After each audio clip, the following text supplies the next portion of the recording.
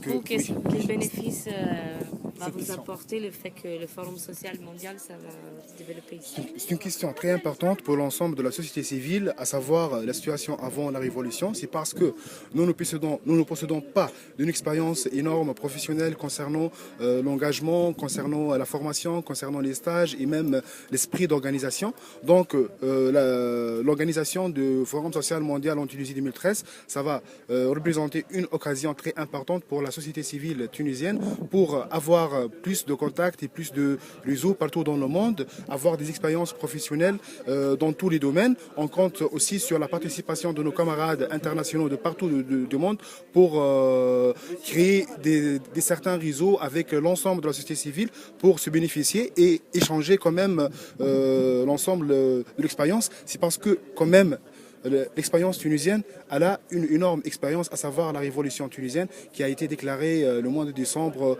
2010. C'est une expérience très importante à étudier aujourd'hui et en sortir avec des conclusions assez importantes pour le futur du mouvement social en Tunisie. La situation dans les pays maintenant, pour les activistes et pour la mobilisation, et l'importance de faire le World Social Forum ici aujourd'hui.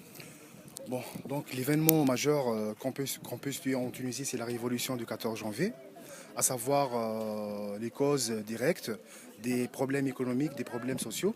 Essentiellement, on peut citer la question du chômage chez les diplômés. On compte un taux de chômage qui est estimé à une vingtaine % comme chômage. La pauvreté, c'est 25%, ainsi que la présence de plusieurs mouvements sociaux en Tunisie. Essentiellement, par exemple, on peut citer le mouvement du bassin minier qui a eu lieu en 2008, dont je suis originaire, c'est-à-dire le bassin minier, les mouvements et tout, ainsi que les mouvements des jeunes concernant les universités, l'Union générale des étudiants de la Tunisie, aussi c'est chez les diplômés chômeurs à partir de leur organisation, à savoir l'Union des diplômés chômeurs.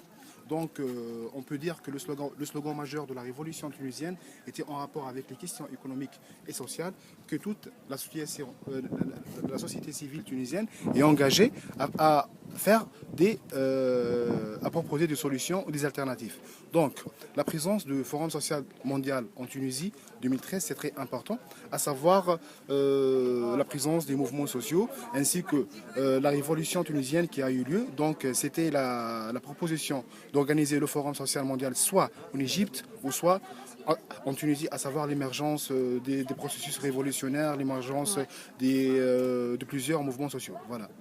Ok, d'accord. Et après la Révolution, est-ce que c'est vrai qu'il y a eu beaucoup plus d'engagement politique des jeunes en général en Tunisie, ou il y avait des activismes même avant, où il n'y avait pas d'espace de le développer, ou c'est juste à partir de la Révolution que ça s'est passé?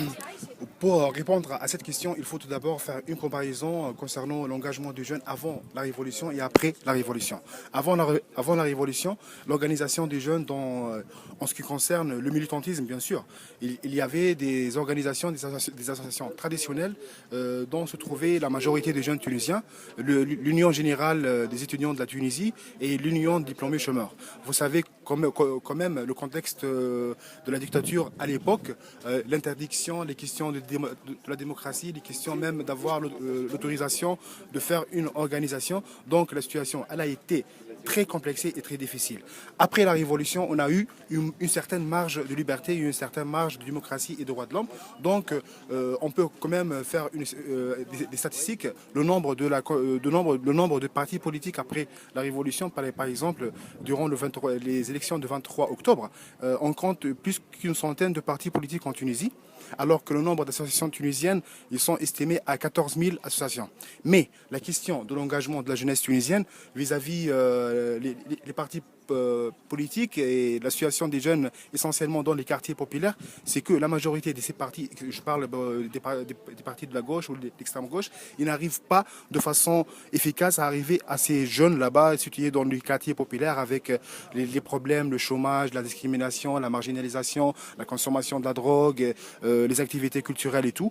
C'est pour cela qu'on a une grande confiance sur le camp de jeunes qui aura lieu pendant le FSM, dont j'ai une initiative que je suis en train de discuter avec des jeunes Tunisiens et des jeunes partout dans le monde, avec le mouvement Occupy, Global Square, les Indignés, le groupe EYES, pour un rassemblement alternatif des jeunes Tunisiens. C'est-à-dire, c'est un cadre qui va réunir l'ensemble des jeunes de la jeunesse sur une certaine base qui est constituée essentiellement de 5 axes thématiques, à savoir les questions économiques, les questions sociales, écologiques, environnementales, droits de l'homme et la société. C'est un espace de rencontre libre pour se discuter, échanger de points de vue et voilà. Du coup, c'est quoi le bénéfice?